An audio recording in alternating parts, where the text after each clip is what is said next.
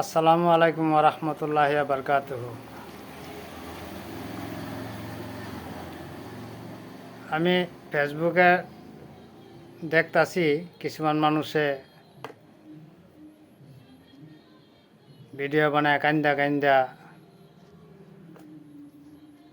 হিমন্ত মামারে কয় আর কত কষ্ট দিবা, শাস্তি দিবা। আমি ওই মানুষগুলার কইবার চাই, হিমন্ত মামার শক্তি নাই মানুষের শাস্তি দিত, কষ্ট দিত। হেমন্ত মামা শান্তিও দিবার পেত না, সুখও দিবার পেত না, কষ্টও দিবার পেত না। সুখ শান্তির কষ্টর মালিক হইছে আল্লাহ। যা চাইবার আছে আল্লাহর কাছে চাইবেন, যা কইবার আছে আল্লাহর কাছে কইবেন।